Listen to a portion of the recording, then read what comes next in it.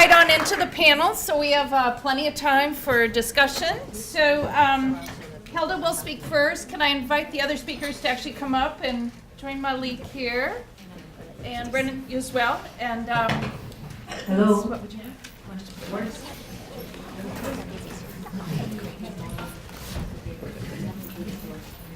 So first we're going to hear from Helda Morales. Yeah, do I have it right? Helda Morales. Helda Morales, de Chiapas. She's from EcoSur, and her work is focusing, actually she originally studied here for a period, but I gather from your bio she's been back in Chiapas for about 8 years, is that correct? A little bit longer? Longer. There's a long story she'll tell you at lunch. The thing that really intrigued me was that she's had a really, it feels like a very powerful evolution over time, as she wrote it up in her bio, and now she's focusing on education and food systems, and her projects really are coming from an action research framework. So Helda will talk for about 10 minutes, and then we'll move over to Branden, and then just open it up and go from there. Thank you. Great. Thank you very much. So, thank you very much for this invitation. I really appreciate for this wonderful opportunity. I thank you very much to all of you for sharing your knowledge and to let us know that we need to do still so much work. So many people, so many different organizations, so many different ideas, and so many challenges that we have to achieve food sovereignty. And as you all show us this morning, from the need to develop good indicators to measure health and nutrition, how can we measure the impact of food sovereignty is one of the big questions. How do we measure food sovereignty? What food sovereignty means in different contexts? We need more ecological research to contribute to food sovereignty. What has that rhizobia has to do with my right to eat my burrito? How can we make our science more relevant for the social movements? How are we going to stop land grabbing? How do we associate agriculture with self-determination? We have so many unresolved struggles for social justice. And similar challenges, as you show us today, from the global south to the global north.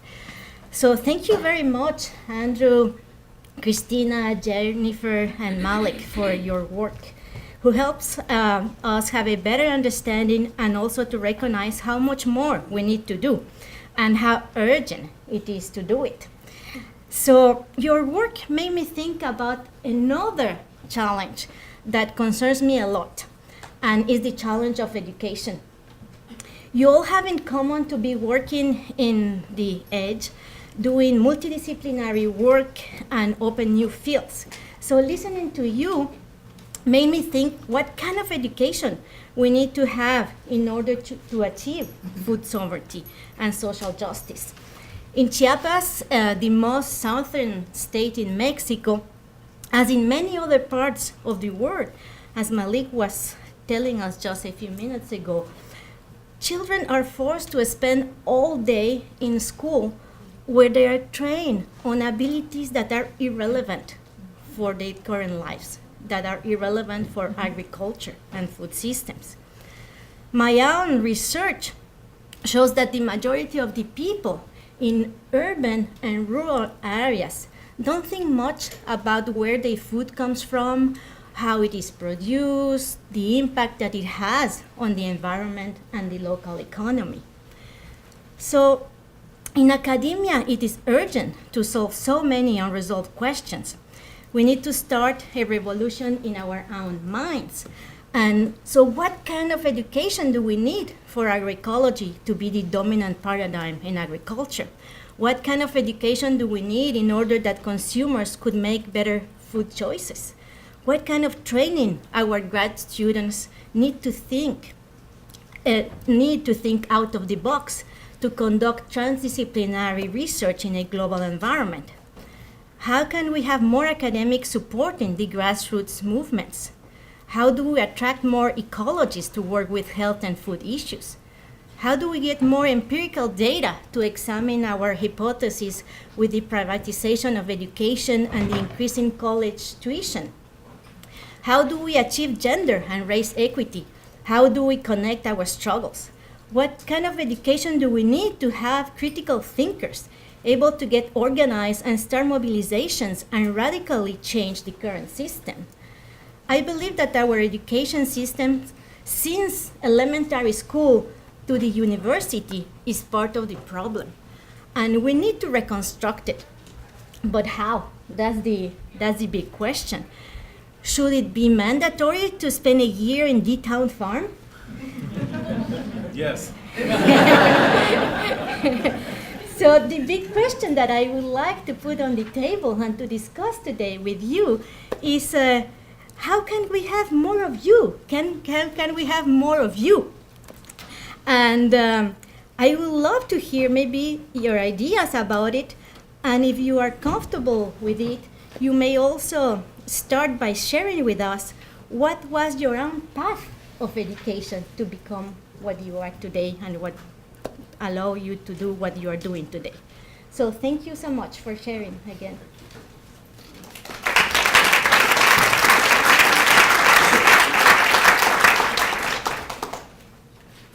Gracias, Helda. That was really eloquent. Thank you so much, and a great invitation for an inspiring discussion. So I want to now introduce Branden Born. He is an associate professor in the Department of Urban Design and Planning at the University of Washington. Among many other passions, his central focus there is on planning process, land use planning, regional governments, and food systems. And I think he may also have something to say about democracy, the role of the state, and other topical areas.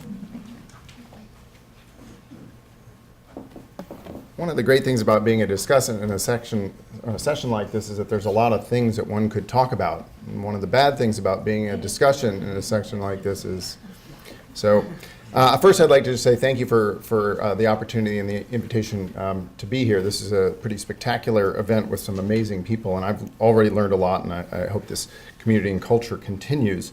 And I'd like to just start, as I peer down at my notes, and I apologize for that, with a little bit of a confessional. And that is that I consider myself something of a reformed natural scientist, and I apologize right away for that. As a geologist by training at what I thought of as the Big Ten University, the University of Wisconsin, but I understand I'm in the far minority here, so I'm just going to leave that aside. This is upside down. Anyhow, that is all. So I'm also, I'm just going to, might as well pile it on. I'm also a planner, and I agree with Malik that planners oftentimes are really tied into a capitalistic neoliberal development model that is problematic. And I'm going to echo Jennifer that while maybe the agroecologists don't know anything, I say, well, neither do we as planners. So we're all in the same boat. And the danger for that is that as planners are wont to do, we like to say what should happen. And oftentimes we're saying what should happen to other communities. And oftentimes the planners look a lot like me, and the communities that we're talking about don't. So there's lots of problems even in my own positionality. I want to start just thinking about food sovereignty, which, as I understand it, at least the way I like to think about it, is it is deeply anti-capitalist. And to try to wrestle with it in a different way might position you somewhere else that is, in my mind, maybe not so food sovereign.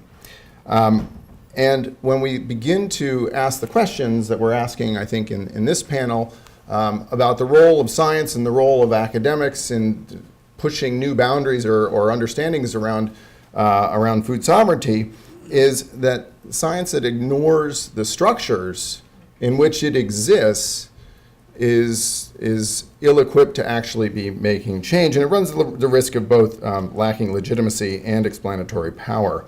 And so this is something that, I really ultimately, this is a direction towards Andy and Jennifer, and yet I very much appreciated their talks, and I think what they're doing for us is pushing some questions, making us maybe a little bit uncomfortable in some ways, but also demonstrating how one might do what I consider a very delicate dance between different forms of epistemology.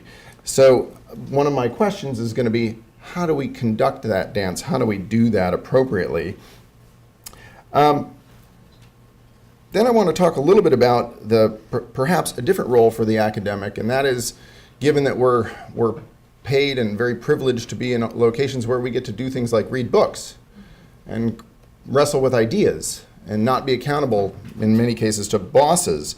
I think that one of the opportunities is that we can begin to help apply theory to food sovereignty, which, as we talked about a little bit earlier, I think yesterday, it is a movement that is driven from the bottom and lacks a certain amount of theoretical framing. So some questions, and then I'm going to come back to this question on theory.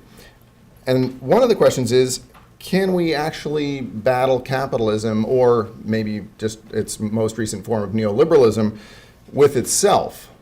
And so this might be a question for Malik, it might be a question for Andy, and I know that Alkan and Maris have written about food efforts that echo neoliberal approaches to problem solving, and in some cases they work and in some cases they don't work. So when we're going to develop you're wrestling with financing, and when you develop a grocery store or a farmer's market, how are we not then advancing those same sort of structures that we're trying to resist? And similarly, on the smallhold farmer approach, if we want to build them into a more market-based model, whether it's to have them be economically secure or have better health, are we not then getting on a very slippery slope?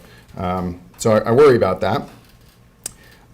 How can we exist with the tensions that this movement has within it, and that we've talked about the notion of difference?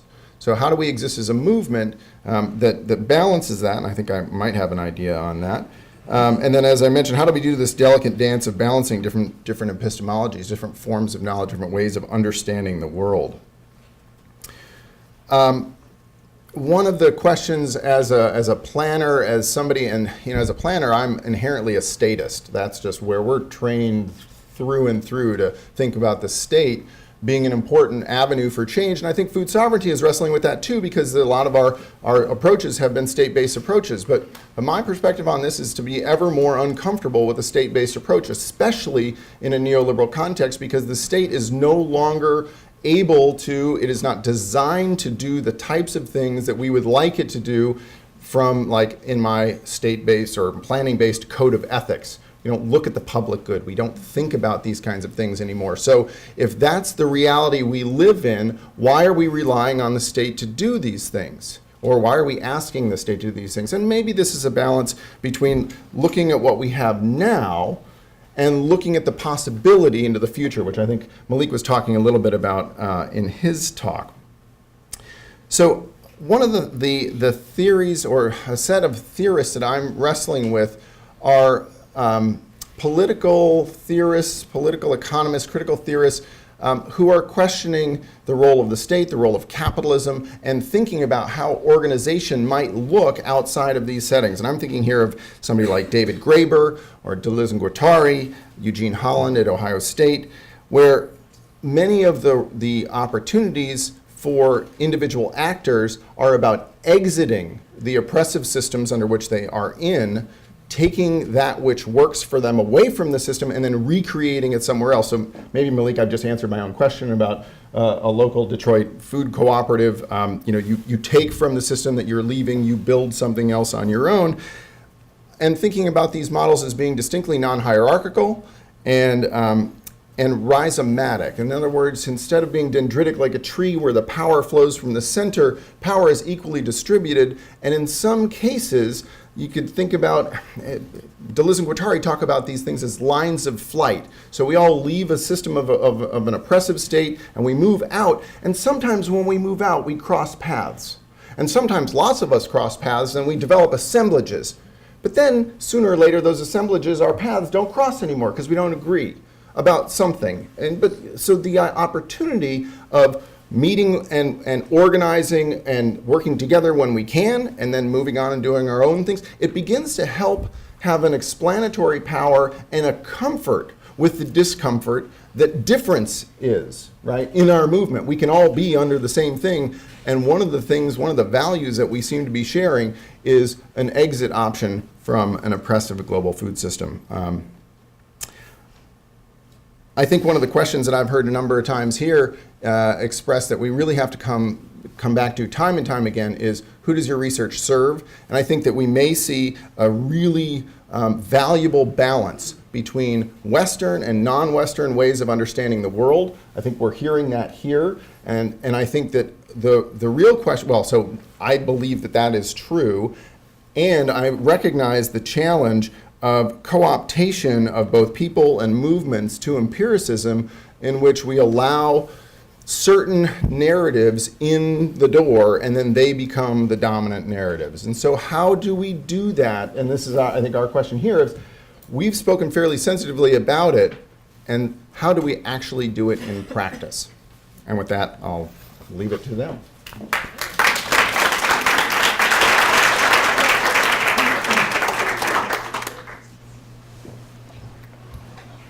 Well, I think you'll open it up to the audience, ask your questions. I think, Eric, you had a question? Let's go. And if you need me, I'll be right here. So, any questions? Yep. I want to respond to the provocation about quasi-religious beliefs by making my own provocation back, which is that I want to say provocatively that the success of bringing agroecology to scale can depend much more on actually having quasi-religious beliefs than on nitrogen cycling or better ways to make compost or pest control. And Bruce mentioned yesterday that at Ecosur in Chiapas we have a program to understand the success stories of agroecology around the world. And in looking at the success stories, the program has just started, so I'm kind of guessing and projecting what we're going to decide in our conclusions at the end, but we're already seeing something that he mentioned, which is the powerful role of religious or quasi-religious beliefs in motivating people to actually do the transformation to agroecology, and having also allies in religious institutions. The zero-budget natural farming movement that Bruce mentioned in India, where people are motivated by the relationship with Mother Earth and Hindu mythology. In Chiapas, Mexico, there's a great study that shows that compares organic coffee co-ops, the ones who do the organic because they think there's a better price on the market, versus those who do organic because of their Mayan spiritualism and cosmovision that tells them that it's the better way to be in harmony with the Mother Earth, actually do a better job, actually have higher yields, and actually make bigger profits than those who are just doing it for the money because they do it in a half-assed way and they don't do it very well. And that people in the MST in Brazil who are more successful with agroecology is because they have a strong belief in building socialism and agroecology as part of their quasi-religious belief in building socialism. And the same thing with the socialist values in Cuba and the other big agroecology success story that we're studying. So I think it's really understudied is the belief and the motivation. And I'm sure that Malik can also talk about what motivates people to do this work in Detroit can often be much more important in it actually happening than the science, because one way or another people find a way to make it work when they really believe and they really want it to work. And so that's kind of my provocation about the quasi-religious. Thank you.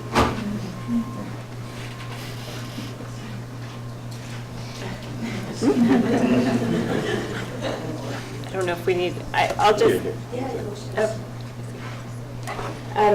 maybe I'll say something about that mostly in relation to your question about the delicate epistemological dance, because I think that's part of what we're getting at here, and what are the relative roles of these different ways of knowing and what's lost and gained. And I completely agree with you about the motivation piece. That said, I've worked very closely now with these communities in the MST who are all motivated by those dimensions of agroecology, and yet some are more nutrient conserving than others, or some have greater incomes than others. So I guess part of what I'm struggling with is what is the role of Western science in reaching a broader audience and bringing more people into the discussion, but also I guess for me what I come back to in response to your question is critical realism, maybe as a framework that we can draw on. Many of us took airplanes to get here, or we know intuitively, we know about gravity. Western science is a powerful way of explaining the world, and we have to acknowledge the reality of biophysical limits. They're not going to go away. But at the same time, these other ways of knowing have so much to bring to, and yeah, it sounds like John wants to chime in here too. But, and I agree, these aren't easy issues, and how we balance the two is incredibly important. Well, I agree with Jennifer, and I feel provoked by Peter. There's a sense in which another quasi-religious view of things is science itself. And I agree with you. I think there is a kind of quasi-religious notion of science. Now, the problem to me is not whether science is quasi-religious or not, or whether quasi-religion, let's just say religion is useful for struggle, which we know it is. I mean, we have to be blind in history to suggest that it isn't. But the problem really is, let's see, I lost my train of thought. The problem is that if we allow the owners of science at the present time to be the only ones who get to use science, we're really debilitating the struggles at the grassroots level. And I think that Jennifer's message, or I think, you correct me if I'm wrong, but Jennifer's message is that the idea of Western science is very powerful, and it should be in the hands of people who are progressive. It should be in the hands of people who are trying to liberate themselves and the world. It should be in the hands of those who are promoting socialism, not in the hands, as it is right now, in those who are supporting capitalism. So, I'll leave it at that. Okay, I agree.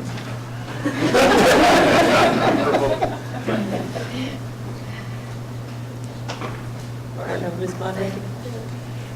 Go ahead, in the back.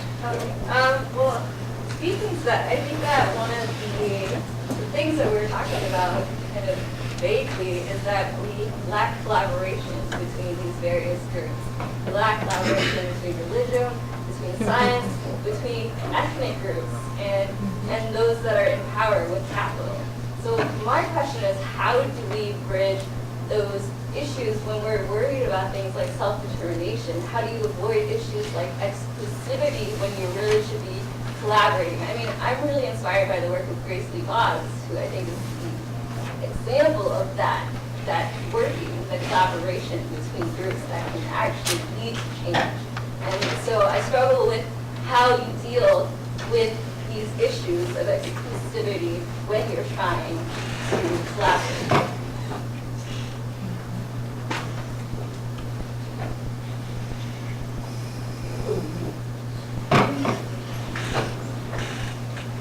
All right, I want to talk.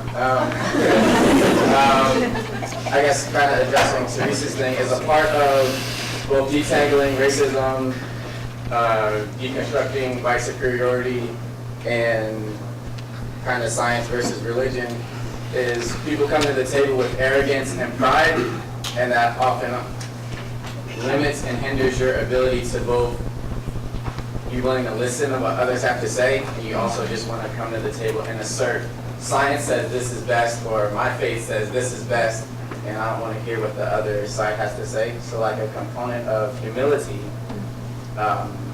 is essential or integral to the ability to collaborate and kind of reach past your ethnic group or what camp you're in or your ability to share. The components of what informs what makes your decisions as I guess an opportunity to be willing to negotiate and actually work together rather than be like, oh, whatever I believe is best, everyone else needs to fall in line, and be able to transcend that and say like we all have something to offer and let's work together. Yep. So this question is directed to anyone in particular. I just know that if anyone could share some light to this, I would really appreciate it. I feel like activism, social activism, being what that is of different struggles that often connect and merge. A branch that I feel like deserves some attention is gender inequality. And I want to ask, right, how does feminist principles being implemented in the general global food system that we're trying to combat today, that we're trying to, improve, of course. So I'm just leaving that out of you. There's a lot of questions floating around. I kind of wanted to follow up on something that Branden had asked about. There's some threads that have come up here and some of the questions about how do you sort of work against a system but work within that system in order to work against it. And I think the idea of humility also is a big kind of part here. One of the questions I raised in my presentation was whose agency? It wasn't my reading. I mean, I'm very new to sort of this sort of dialogue. It wasn't my reading necessarily that the entire food sovereignty movement was based in sort of an anti-capitalist mentality. It seems to me that there may be diversity within that. And I'm curious about this because the idea of humility is really important when you sit down and I've not worked much in this country. I work in low-income settings and mostly rural areas. When you sit down with poor farmers, they're mostly concerned about their families and earning a livelihood and being able to put food on the table and being able to earn money to be able to put their children through school. That's been my experience in the Andes of South America. It's been my experience in Southern Africa. It's been my experience in rural India, and Central Asia as well. It's kind of this consistent thing, and I think it's something that we all can relate to because it's something we all want for our families too. So I think it's important to think about that and really understand who is involved in this movement, who is allowed to be involved in sort of this struggle. Is it the poor farmer who decides to change her crop from subsistence maize to some export crop because she sees a benefit for her family for that? Is her choice, is her agency in that? Is that sort of valued? And I think that gets to the point about sort of how do you work against a system which we see the ills of in so many ways. I mean, from my perspective as a public health nutritionist, we see how broken our food system is in terms of the number of food insecure families around the world, in terms of the rapidly escalating obesity crisis we see even in low-income countries, in terms of the 150 million children who are still stunted around the world. We realize it's not working for us. How do we get to a place where we want it to work? And I think that something, Malik, that you said about sort of how we see that changes are going to happen incrementally. And I think the solutions we look for have to take that into account, that we're likely not going to see an overnight shift in the way the food system operates. And that if we can find some solutions that are bridge solutions between where we want to be in terms of systems that do not simply valorize profit and sort of the economic benefits of it, but also the environmental benefits that need to be realized, community, health, nutrition, those multiple benefits. It's going to take us a while to get there, I think, and we need to find ways to allow, especially those most vulnerable individuals who are in poverty or at the edge of poverty, to allow them to still survive, to thrive even, as we get to that vision that we look for. I think that's really important. I think the idea of listening to them, what do they want, and how do we merge their needs, their desires with science and what that has to offer, and with the political change that I think we all recognize is desperately needed as well. So I think it's probably the biggest challenge, and I'm really glad that you raised that point. And I don't have a strong answer for it, but just my sense is that it's going to take sort of some hybrid middle path approaches as we go forward. So Doug wants to. Yeah.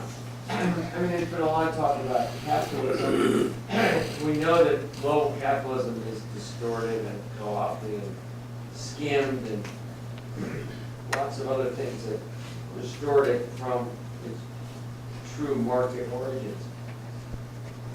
The relationship to the marketplace, the market is what I'm interested in, vis-a-vis opening, say, talking about opening an organic food market or a farmer's market, where the market is quite a genius at establishing prices instantaneously and also distributing goods. It's a complete idiot when it comes to dealing with externalities, but it's just brilliant at distributing goods and establishing goods. At what point or at what scale does that market, which is so brilliant, become negative? Is it a question of scale, or just organization, or rules, or what? Because I'm sure you're not going to establish the prices by some central committee, right? It's going to be based on supply and demand. Although you might have grades for some income groups or whatever, but it's going to be supply and demand, I'm sure. There's several things I want to say. Before I address your question, I want to address the question about feminism. And let me start by saying I haven't really studied feminism, but I'm an anti-patriarchal male. And certainly patriarchy and capitalism intersect. And they intersect with the food system also. And so this idea that things have to be bigger and better and more and expansive, all of that has to do with kind of this patriarchal male way of seeing the world. And so I'm on a personal journey to rid myself of that kind of, that kind of thinking associated with patriarchy, and I think that our movement would do well to do the same thing. So I just want to affirm that. And a couple of people have talked about, can you use the master's tools to disassemble the master's house or whatever. I think Audre Lorde, said something like that. So yes, when we open our store, the prices will not be determined by a central committee. They'll be determined by kind of, what the market will bear. But we're still anti-capitalist. And so we have, aspirations for a system that is not market-driven, but we also understand that at the time being, this is where we live. I dispute the legitimacy of the state, frankly, in this country. I think the whole United States government is illegal and illegitimate. But I travel on a U.S. passport, right? And so, I think we can be sophisticated enough to know how to function within the system that we currently exist within in a way that allows us to move our aspirations forward while we're still trying to create something that is beyond what we have seen. Now the question becomes, what is that new something? Is it do we create kind of a Marxist state? I don't know. Maybe if you had asked me 30 years ago, I would lean more towards that. But I think really what we're going to have to create is something that we haven't seen, that human beings haven't seen, and it may have some elements of capitalism. It may have some elements of socialism, and it's going to require our thinking to be more expansive than it ever has, because we have challenges that humanity has never faced before. I don't know if I addressed your question at all, but. Amy. Yeah, just a couple of thoughts that have been kind of bouncing around in my head as the conversation has unfolded. First of all, thanks to the panelists, a fabulous set of presentations, and thanks to the discussions, I think, for raising some great questions. One of the things I've been thinking since Andy's presentation, which I really appreciate you trying to sort of disaggregate these sort of five key themes. But one of the things that troubled me a little bit about it was that agency, when you talk about agency, it was sort of disembodied. And it was disconnected from a sense of the structures within which agency is always enacted, or in relation to which agency. And I think we've talked a lot about structures here. And I think it would be great as the conversation continues if we could continue to think about the ways that social structures and economic structures shape the potential for the expression of agency, and start to integrate those in relation to each other. One thread that I'd really love to see us continue to talk a little bit about is this idea of structures of resistance. It's come up a couple of times. It came up in the Wednesday night session, came up again today, in terms of what are the histories of communities, what are the histories of critical consciousness and resistance within communities, and how do those create a foundation for movements like this to move forward. And I want to bring it back to the question that Helda raised for us, which is what is the kind of education that can begin to build and strengthen and reinforce those structures of resistance that really create a foundation for critical agency to be enacted in relation to some of the structures that we're continuing to grapple with. So I'd love to hear from the panel or for others, your thoughts on that.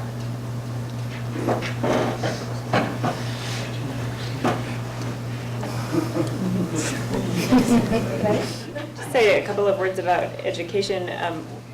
In my own path, one of the things that I really struggled with was breadth versus depth, and I think that's a question that, at least within the university system, we're going to have to talk about more seriously. There's a lot of interest right now in interdisciplinarity. I was talking a lot about the importance of interdisciplinarity in my talk, but how you actually train people in that way is really challenging.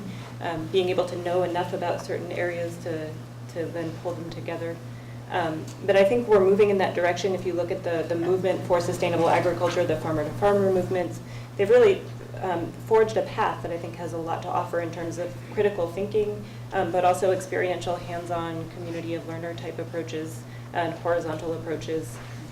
But yeah, I think we have a lot of work to do in the education realm. I completely agree, Helda, and that was great that you raised that. And I think there's this rapid proliferation of these sustainable food systems and agroecology, sustainable agriculture programs now around the world, and many of them are grappling with those same questions. It clearly requires a different form of education from the one that has gotten us to where we are today.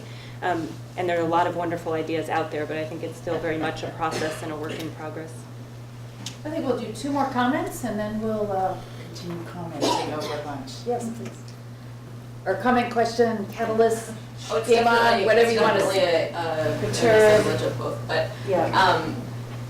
I've been, to echo and speak to many of the points that have been raised about agency and the self, and a very humble contribution from feminist and post-colonial theory, has pointed out for a very long time that this individualist notion of the self and of agency was designed to serve colonialism and capitalism and patriarchy and white supremacy, and we get glimmers of, from Western science even, that our notion of the individual self, 90% of my cells are not human genetics, I don't biologically conform to male, female, we invented race, but that those social factors continue being, I'm complicit in all of those definitions.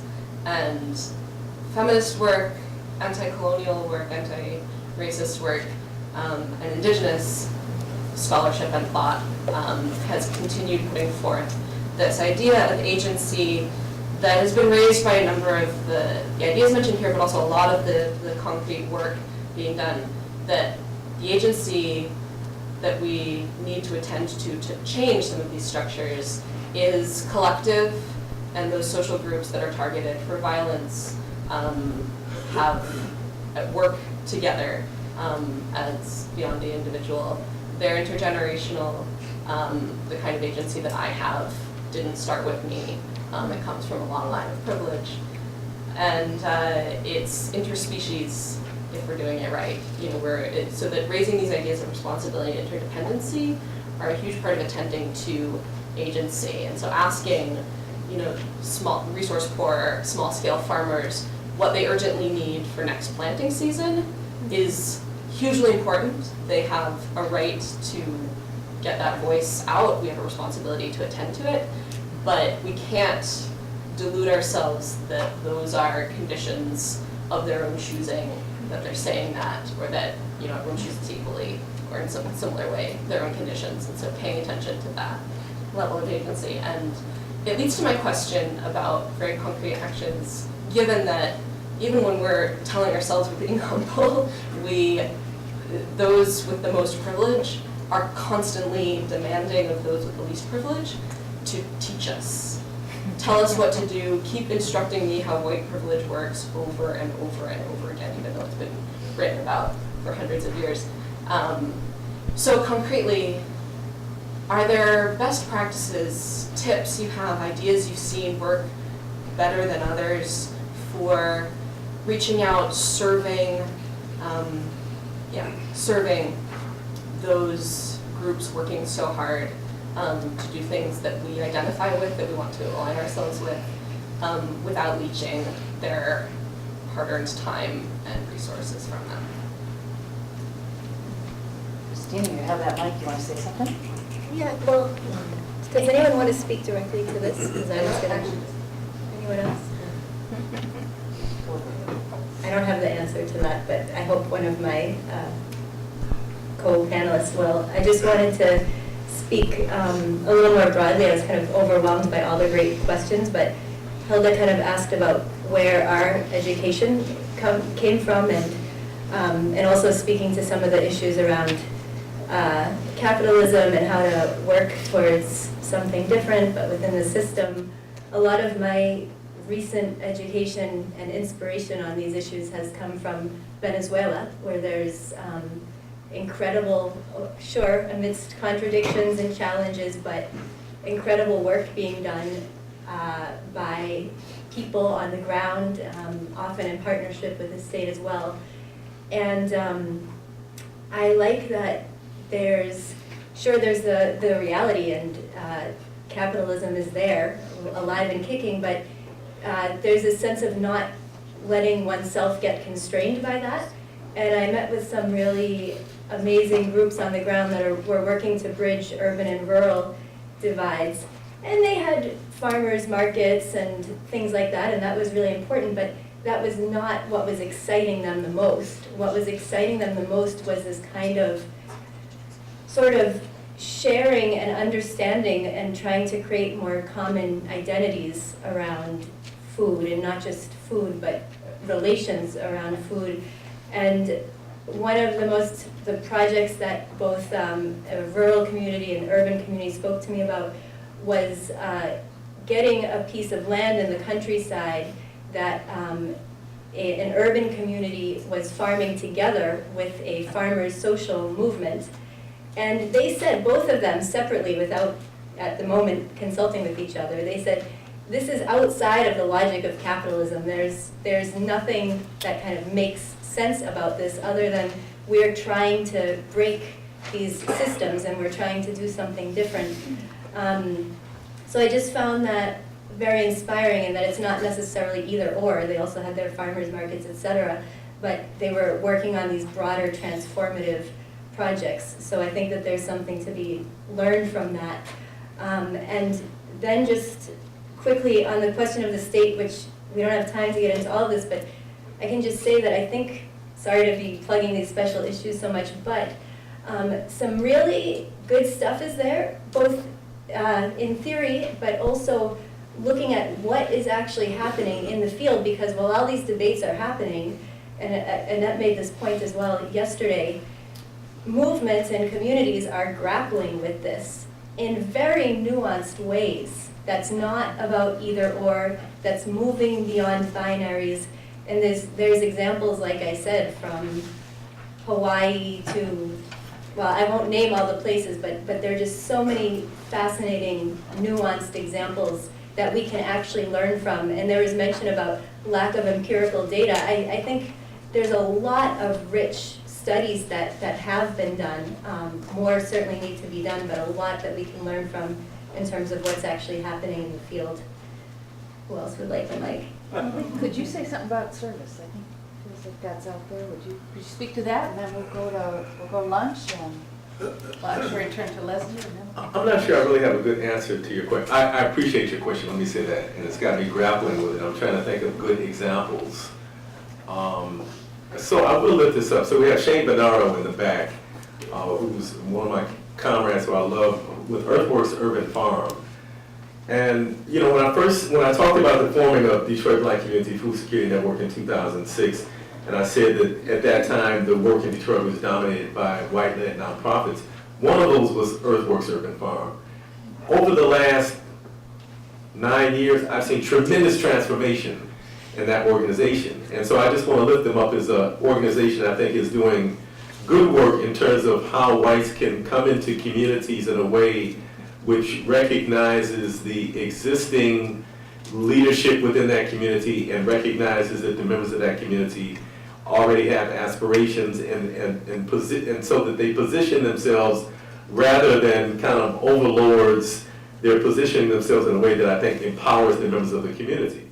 Specifically, they have an agricultural training program, the EAT program, where interns come in And they are assisted in developing really their own business plan so that they're empowered to create their own business, not to forever be under the umbrella of the nonprofit.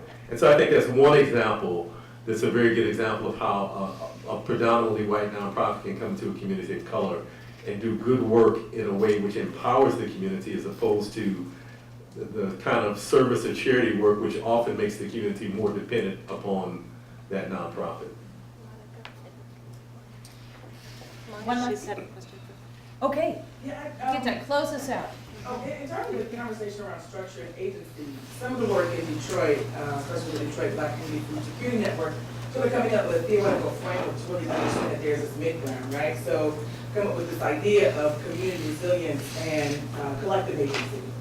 And so when we look at what folks are doing on the ground and people that are actually involved in not using a theoretical lens to explain it, but looking at the work to then explain it, I think that there are three major components that come out. I'm sort of working on that chapter right now. And so community resilience and collective agency really just sort of capture three things. One is economic autonomy to some degree. The other is figurative politics. How do we create the world that we like to see in the meantime? And the third is community building as resistance.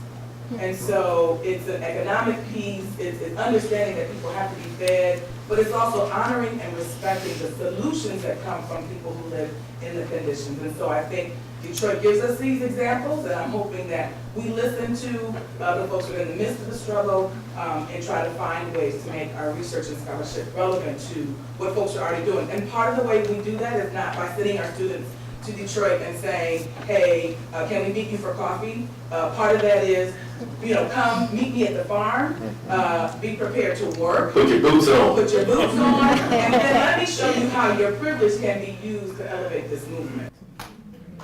Thank you. So she's going to be signing up for pre-autographs for the book at lunch. See you at the dessert table. I want to thank all the panelists. This was a really, really awesome symposium. The discussants, great questions. I'm going to reconstruct my mind. Rhizomatic power, all-time favorite phrase of today. And I'll turn it over to Les. Thank you.